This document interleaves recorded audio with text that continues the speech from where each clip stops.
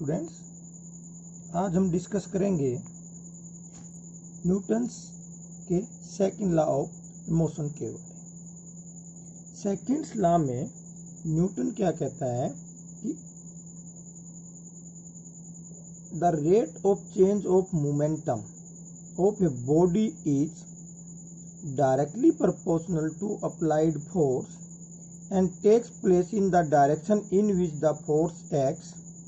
The rate of change of momentum of a body can be obtained by dividing change in momentum by time taken for change. So Newton's second law of motion can be explained. It means ये क्या कह रहा है, suppose करो यहाँ पे क्या है, हमारे पास में कोई ऑब्जेक्ट है,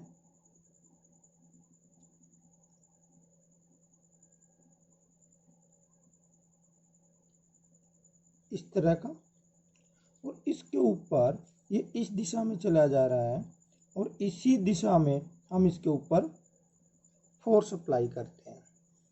अब जब इस दिशा में हम इसके ऊपर फोर्स अप्लाई करेंगे तो क्या आएगा कि इसकी स्पीड में चेंज आएगा, यानी कि change in momentum in the same direction in which force is applied with respect to time.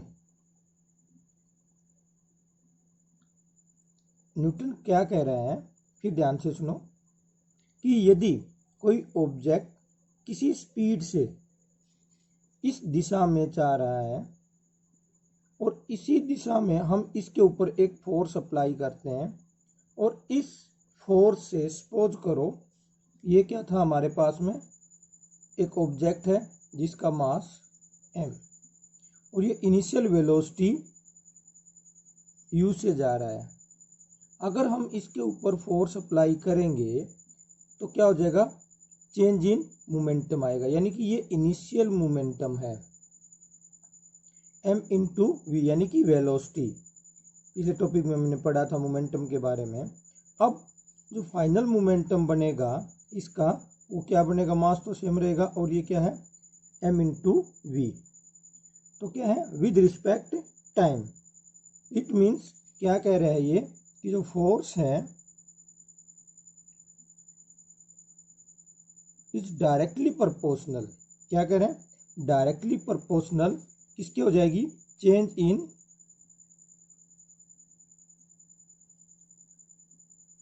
Momentum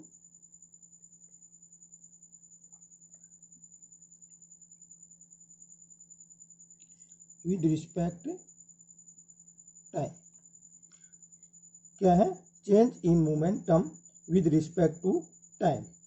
अगर सपोज करो कोई बॉडी जिसका मास m है, इनिशियल वेलोसिटी v के साथ चली जा रही है और उसके ऊपर हम एक फोर्स अप्लाई करते हैं F, तो उसका जो फाइनल मोमेंटम बनेगा वो बनेगा ये mv with respect to time. तो इसको अगर हम मैथमेटिकली फॉर्म में लिखें तो क्या हो जाएगा, F डायरेक्टली प्रोपोर्शनल क्या हो जाएगा, mv minus mu divide by time taken, mv minus mu divide by t।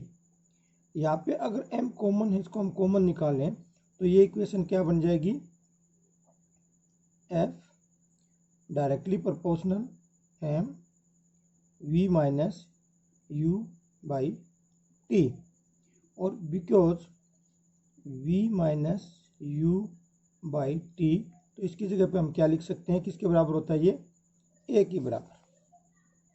तो f जो है अब किसके बराबर आ जाएगा, f is equal to f is directly proportional m into a। अब हम इस डायरेक्टली प्रोपोर्शनल साइंस को हटाने के लिए इस्तेमाल करते हैं एक कांस्टेंट k का, तो क्या हो जाएगा, ये f is equal to m into a into k, and because the value of k is equal to 1, तो ये क्या हो जाएगा, f is equal to m into a into 1। अब 1 को लिखो ना लिखो एक जैसा, तो ये क्या बन जाएगी, f is equal to m into a. ये न्यूटन्स का सेकंड लॉ कहता है कि जो फोर्स है वो किसके इक्वल होती है, मास इंटू एक्सेलरेशन, इसके बराबर होती है मास इंटू एक्सेलरेशन। और ये जो फार्मूला बना है ये हमें एक चीज और बताता है कि we can calculate acceleration in terms of force and mass. हम एक एक्सेलरेशन निकालते हैं जब हमें वेलोसिटी और टाइम दे रखा हो, परंतु हम एक्सेलरेशन आल्सो कैलकुलेट व्हेन हमें क्या दे रखा हो, मास और फोर्स दे रखी हो। यानी कि अगर हमें एक्सेलरेशन निकालना है तो मास इस तरफ जाएगा तो क्या हो जाएगा, a is equal to f by m, ये ठीक है।